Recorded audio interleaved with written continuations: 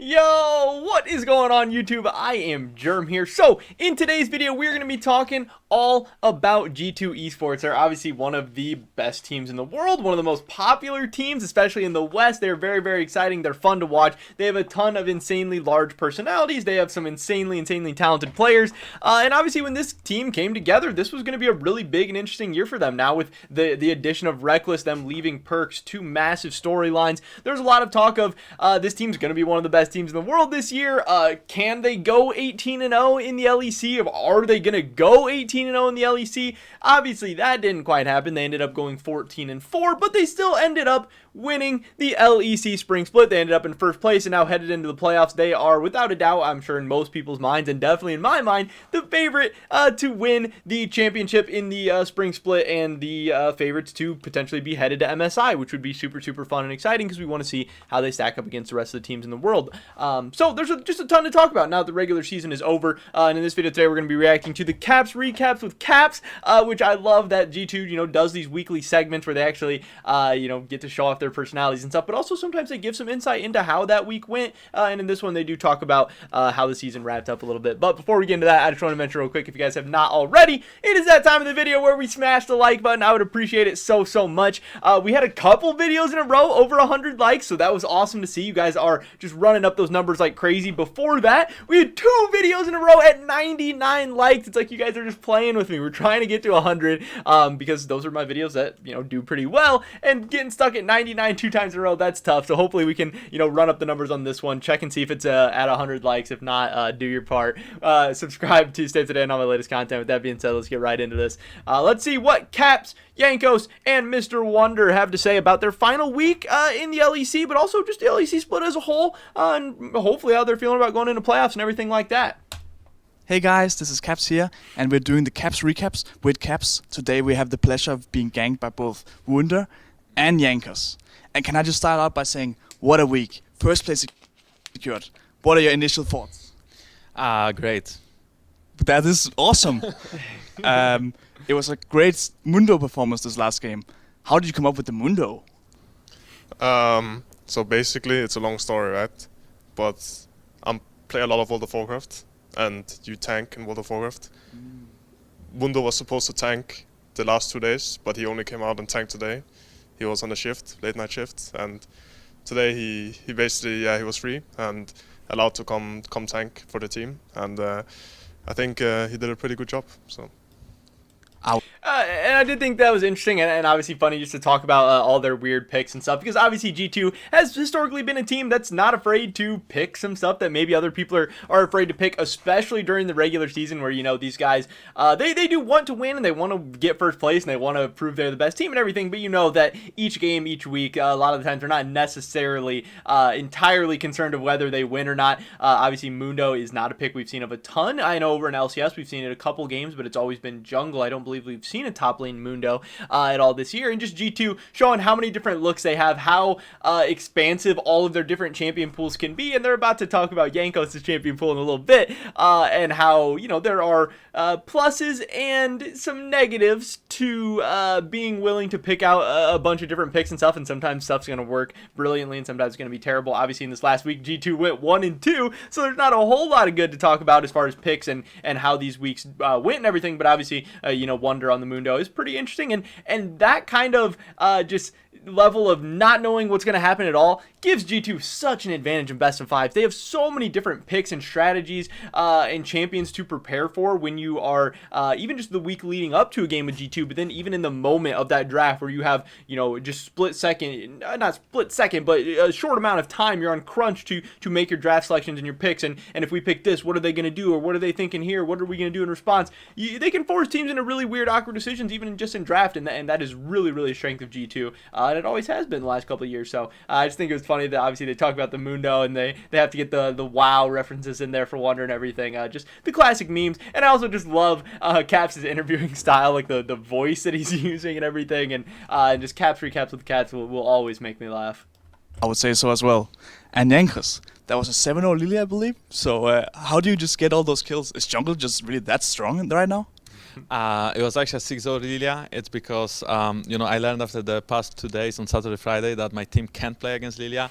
So we had to give up Hecarim, a very strong pick in the meta, just to make sure that they don't get the Lilia and we don't get another Fleelus. Hopefully for playoffs, though, we will prepare against Lilia and I won't be forced to pick it just because my team will just into it. So carrying your team, that's beautiful.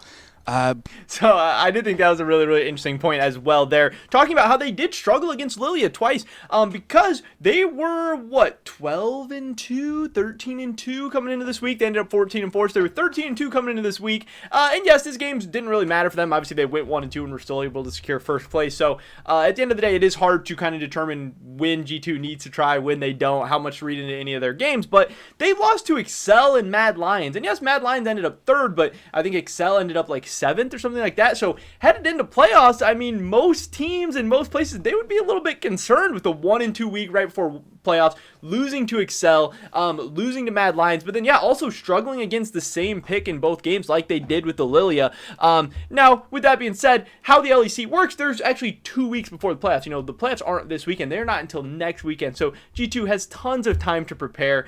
If worse comes to worse and they just can't figure out how to play against Lilia, which I don't think is going to happen at all. I think they will obviously figure it out. Yes, Lilia is very, very strong right now, and a ton of people and teams and players and junglers definitely struggle to play around it because it's just really, really good. But there are answers to it. There are playstyles. There are ways to handle it. There are also alternatives and stuff. And I do think they will definitely figure something out that works best with them. Every team, every player, every organization is going to be a little bit different for what exactly they think is best against it or what fits their team's playstyle and drafts against it and everything. But again, a team like G2 that is so good, so talented, but also so intelligent about the game. They obviously have a great staff. With 2 weeks to prepare, they will be able to figure it out. And worst comes to worst, Jankos can keep picking it. They can ban it out, whatever. But yeah, coming off a 1-2 week where they did struggle against the same pick, I was glad to that they kind of asked about that, and I thought that was funny as well. That then Jankos does play the Lilia in the one game they win, and also pop off on it. Just like you said, showing how not only overpowered Lilia is, but how strong jungle is right now as well, which just kind of plays into the memes as well. But now looking to like a bit of a more sad story, the Friday and Saturday games, they didn't quite go our way. And Mundo, what do you think went wrong? So the other team had Lilia. There we have it. We have it. Jungle's OP. Yeah, I mean, we did have like a Rumble mid lane one game. I think without that, it just felt like Yona was slightly more useful. So maybe if we actually had like a decent mid lane draft on Friday, maybe we'd have won. Definitely the enemy did have Lilia 2 games in a row, but I don't think that's the factor of us winning 2 games. What do you think, Mr. Mid Laner?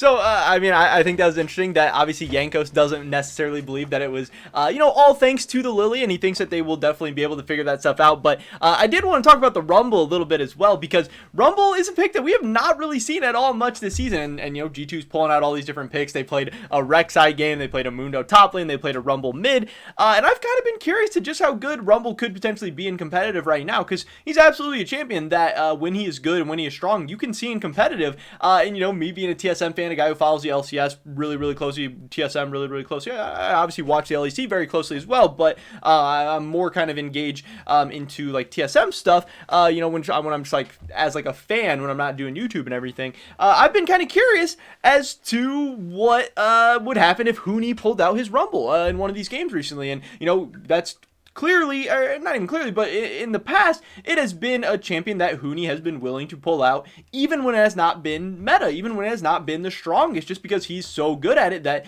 even when it's maybe not good enough for most other top laners or mid laners or whoever to pick up and play, that Huni still really likes pulling it out, and he's always willing to do it, and it's been pretty successful for him historically. But we have not seen any of that this year. We haven't seen teams having to ban it away. We haven't seen Huni really be willing to pick it or whatever. So that does lead me to believe that it is Rumble is in a pretty disgustingly awful place right now, and obviously Caps decided to pull it out, and it did not go very well. So I just did think that was interesting a little bit, that it made me think of Huni Rumble, and I hope we do get to see that at some point in the future. But again, it was just cool to see G2 pulling out another pick that we don't get to see, and maybe showing us why we don't see it as much. But still, always fun to get to see different picks, different champions and stuff, because the same old, Azir, stuff like that, it can get boring after a while. It's interesting you point towards the Rumble, because I was thinking more towards the Rek'Sai was a bit invisible that one game. But what do you think about the Rek'Sai? It's also not something we see very often. Yeah, I think that was like a pretty good pick, you know. I think that game actually we had the Veigar. So I think the Veigar was actually the problem. I just felt like we couldn't play any team fights because of the Veigar. So maybe next time if we get the Rek'Sai, we can also get a useful support pick and we can win the game. All right. So we have and then that's another thing funny too, them talking about the Rek'Sai, because Grabbz has been pretty vocal on Twitter about how terrible he thinks Rek'Sai is right now. And maybe Jankos obviously thinks otherwise, and maybe they're going back and forth on it a little bit, but we're not seeing Rek'Sai anywhere in the world right now, so I have to imagine it's just pretty bad. But obviously it was just a really troll draft from G2 overall, so it's hard to blame it on one pick or whatever, because it's such a team game where all the picks are going to affect each other. Here we have it. We have to pick some better supports, maybe securing the Lilia so we don't end against it, and making sure we have that Mundo for the tanking. And other than that, I also just got in my ear that we have to talk about the split as a whole. And how was your first experience this split? Let me just rephrase that. How was what was your favorite moment this split? Yeah, I was very happy. This last week, I think we had some good drafts. I think that's like been a trend the entire split. A lot of good drafts. Yeah. Any special moments that stand out for you? He's like eating the mic. Yeah, I think 4 out of 18 games we had a pretty good draft. I think some of the other games that were won were like bearable drafts, where like the players could actually shine in those drafts because of how bad they were, but the players were still winning. I think that 4 of them were so horrible though that it was like absolutely unwinnable. So we will see what happens in playoffs, right? I mean, we just have to take the matters in our own hands, I feel like.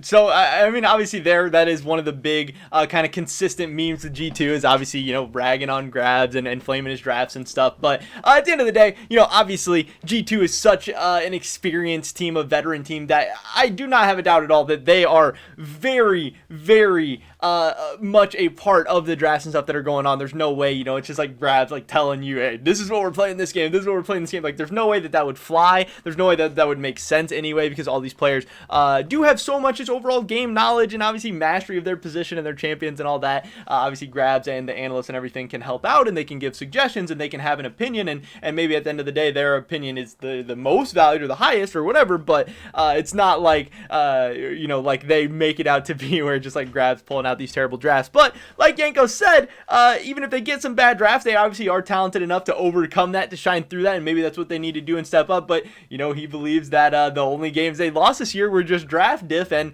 it seems like headed into playoffs, Grabbz is the only one that can stop G2, and as long as Grabbz, you know, doesn't run it down in draft, that G2 is going to be unstoppable, and that's definitely what I believe. I know I made my playoff selections earlier in the week where I had G2 just only dropping one single game throughout the entire playoffs, and if they didn't drop a single game, I wouldn't be surprised, but also if they lost like 4 or 5 games, I probably wouldn't be too surprised either, because it just seems like that's the G2 way of like, they don't want to try their hardest until their backs are up against the wall or until they absolutely need to, but then in those situations, they almost always find a way, unless they're up against, you know, an LPL team or Damwon last year, you know. So it worked for him until it work doesn't. on the draft. Yeah, I think that's it. Unless you have any last minute to add. No, thank you very much for the interview, Mr. Rasmus. Thank you for the interview. All right, so that was this week's Caps recaps with Caps. Again, I just thought these videos were really, really funny. I thought it was just cool to kind of, you know, hear what the guys are saying, and also just a lot of talking points to help us look back on the season that was with G2. I think overall the addition of Reckless was a huge success. I would have liked, you know, to maybe hear about Reckless a little bit more. But yeah, headed into the playoffs, obviously they're coming off a not great week where they were memeing around and trolling around, and maybe that's not the best preparation in the world for playoffs or anything like that. But you know, I have no doubt in my mind that G2 is going to be absolutely prepared when the time comes. Again, the 2 weeks I think is a really, really massive advantage for them, a team that can have so many different looks and play styles and stuff, and they just have extra time to practice and prepare. And I really think they're going to be ready to go to just kind of smash and run over teams in the LEC playoffs.